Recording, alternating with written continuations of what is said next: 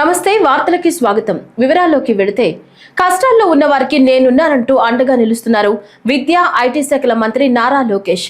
పుట్టుకతోనే లివర్ సమస్యతో బాధపడుతున్న 6 నెలల చిన్నారికి వైద్య సాయం అందించి ప్రాణాలు నిలిపారు.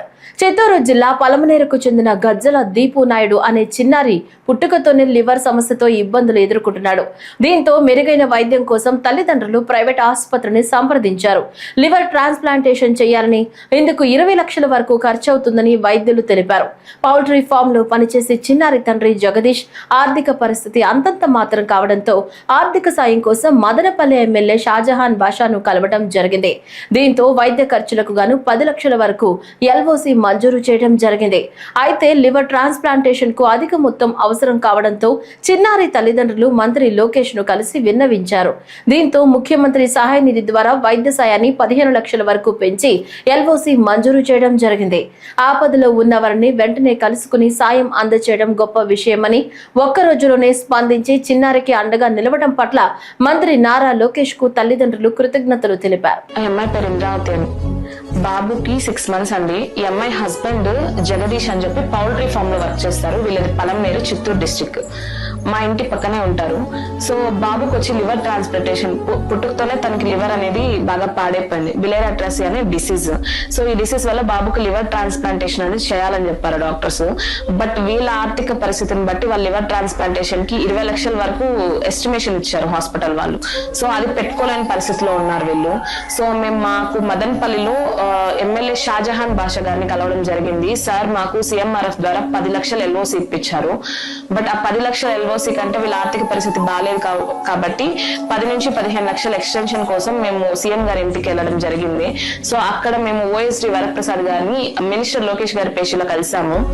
సార్ మినిస్టర్ గారితో మాట్లాడి, మినిస్టర్ గారి సీఎం గారితో మాట్లాడి మాకు 10 lakhs నుంచి 15 lakhs కి ఎల్ఓసిని ఎక్స్టెన్షన్ చేసి ఇచ్చారండి. అండ్ సీఎం గారికి, లోకేష్ గారికి చాలా థ్యాంక్స్ అండి. అండ్ ఇంత త్వరగా రెస్పాండ్ అయ్యి మాకు ఇంత హెల్ప్ చేస్తారని మేము కూడా ఎక్స్పెక్ట్ చేయలేదు. బట్ విత్ ఇన్ 1 day లో మాకు ఈ హెల్ప్ అనేది వచ్చిందండి. చాలా గ్రేట్. ఇది నార్మల్ పీపుల్ కూడా డైరెక్ట్ గా గవర్నమెంట్ వాళ్ళతో, లైక్ మినిస్టర్ గారు కావచ్చు, అండ్ ఎమ్మెల్యే గారు కావచ్చు, సీఎం గారు కావచ్చు, అండ్ ఓఎస్టీ గారిని కూడా డైరెక్ట్ గా కలిసి మా ప్రాబ్లమ్స్ ఏది ఉందో అది షేర్ చేసుకుని త్వరగా మా ప్రాబ్లమ్ ని రెక్టిఫై చేసి మాకు ఇలా ఇచ్చారు. ఏ గవర్నమెంట్ లోనే ఇంత త్వరగా అయితే వర్క్ జరగలేదండి. బట్ ఈ గవర్నమెంట్ లో మాకు జరిగింది. చాలా థ్యాంక్స్ అండి. మా బాబుకి లివర్ ఆపరేషన్ కి లోకేష్ సార్, సీఎం సార్ 15 లక్షల దాకా హెల్ప్ చేసినందుకు చాలా థ్యాంక్ యూ సార్. మా బాబు ప్రాణాలు కాపాడారు సార్. పశ్చిమ నియోజకవర్గం 55వ డివిజన్ లో ఎంపీ కేశినేని శివనాథ్ సుపరిపాలన తొలి అడుగు కార్యక్రమంలో పాల్గొన్నారు. ఈ కార్యక్రమానికి ప్రజల నుంచి విశేష స్పందన లభించిందని ఎంపీ తెలిపారు. ప్రతి ఇంటికి వెళ్లి ప్రభుత్వం చేపట్టిన సంక్షేమ అభివృద్ధి పథకాలను ప్రజలకు వివరించి అభిప్రాయాలు తెలుసుకున్నారు. ఎంపీతో పాటు మాజీ ఎమ్మెల్సీ బుద్దా వెంకన్న, తెదేపా రాష్ట్ర అధికార ప్రతినిధి నాగుల్ మీరా, రాకేష్ తదితరులు పాల్గొన్నారు.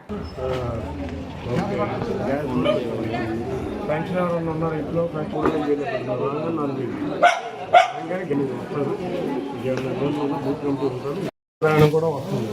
ఈ పిల్లలందరూ జాబ్ చేస్తారు.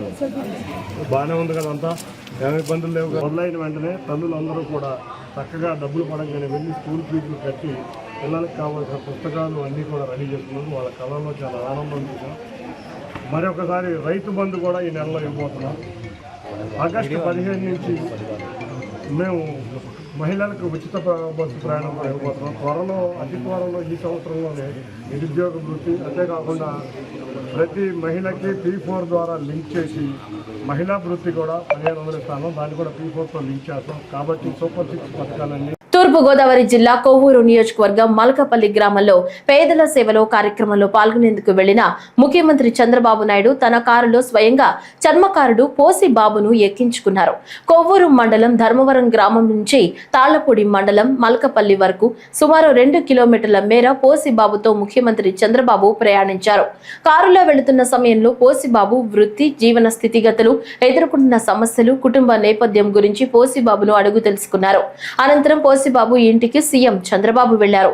ఆయన కుటుంబ సభ్యులతో కాసేపు ముచ్చటించారు. మీలాంటి పేదవాళ్ళందరినీ మళ్ళా మెరుగైన జీవన ప్రమాణాలు రావాలి, మీ పరిస్థితులు బాగుపడాలి. అలాగేనండి అయ్యారు, మీరు వస్తేనే మాకు బాగుంటదండి. ఇంకా చాలా అంటే అండి ఆయన చాలా ఇప్పుడు మీరు ఇచ్చారనండి మీ పరిపాలనలో 2017, 18లో ఇల్లు ఇచ్చారండి. అంత కోర్టు వచ్చిందండి, నేను కొద్ది కట్టుకోలేకపోయానండి. అంతే మొత్తం బిల్లు ఎత్తమే మానేసారండి ఆ పరిపాలన. ఇప్పుడు ఆ ఇల్లు కూడా పెండింగ్ పడిపోయిందండి. ఏదో తినక అలగలగా గోడలు కట్టుకున్నానండి, పైన ఏడేసుకున్నానండి దగ్గర. సొంత ఇంటి జాగానది మా నాన్నదండి అదండి. మా నాన్న నాకు నుంచి ఉంది. మా నాన్న కూడా కొనుక్కున్నాడండి.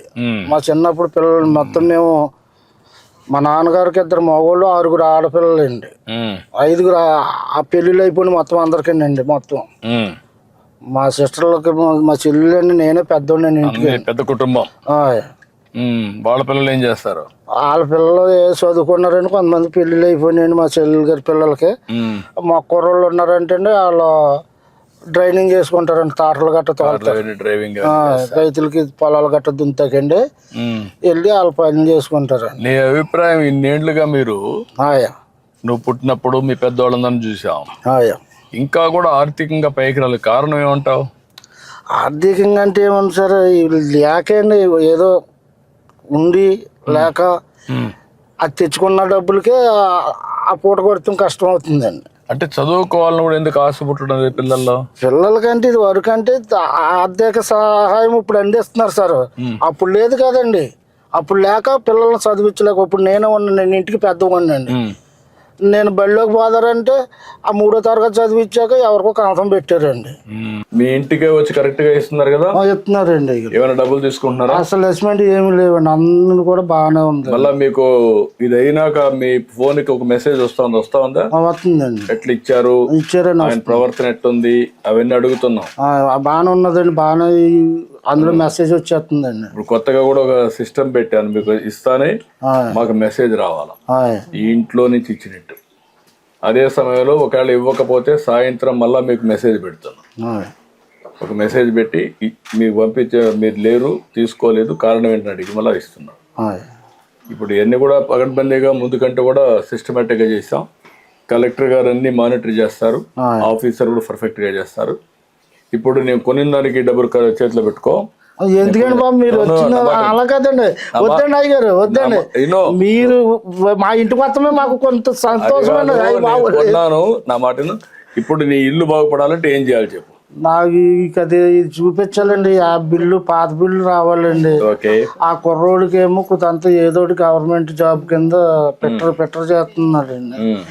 అదొకటి అండి. నాకు ఏదన్నా కొట్టు పెట్టుకుంటాక కొంత హెల్ప్ చేసి పెట్టాలండి. మీరు ఈ ఫ్యామిలీని ఒక P4 కింద ఒక దత్తత తీసుకోవడం, మనం ఈ పనులన్నీ చేసేసి ఇల్లు కట్టేయడం, షాప్ పెట్టేయడం, అక్కడి నుంచి హ్యాండ్ హోల్డింగ్ వాళ్ళకి పెట్టి ఈయనకు ఆదాయం పెరిగేట్టుగా ఈ అబ్బాయికి ఉద్యోగం ఒకటి, క్యారియర్లో ఇంకా బెటర్గా చేయడానికి ఏం చేయాలో వర్కౌట్ చేయాలి.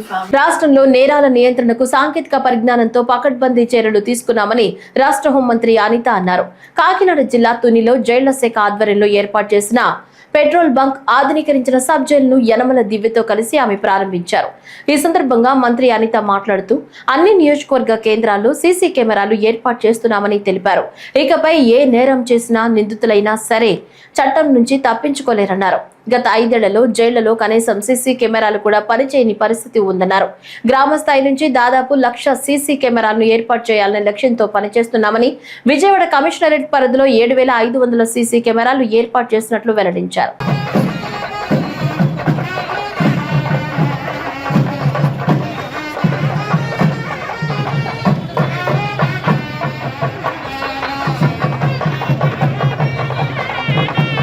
విజయవాడ జైలు నుంచి గన్నవరం మాజీ ఎమ్మెల్యే వల్లభనేని వంశీ విడుదలయ్యారు. నకిలీ ఇళ్ల పట్టాల కేసులో వంశీకి Nuzvid 2nd additional judicial first class magistrate court bail మంజూరు చేసింది. 2019 ఎన్నికల్లో గన్నవరం నియోజకవర్గంలో ఓటర్లను ప్రభావితం చేసేందుకు నకిలీ ఇళ్ల పట్టాలు పంపిణీ చేసిన ఆరోపణలతో 2019 అక్టోబర్ 18న హనుమాన్ జంక్షన్ పోలీస్ స్టేషన్ లో వంశీతో సహా 9 మందిపై ఎఫ్ఐఆర్ నమోదైన విషయం తెలిసిందే. ఈ కేసుతో పాటు ఇప్పటి వరకు ఆయనపై నమోదైన భూ కబ్జా, గన్నవరంలో టీడీపీ కార్యాలయంపై దాడి, సత్యవర్ధన్ కిడ్నాప్ కేసులతో సహా అన్ని కేసుల్లో బెయిల్ రావడంతో కాసేపటి క్రితం విజయవాడ డిస్ట్రిక్ట్ జైలు నుంచి విడుదలై బయటకొచ్చారు.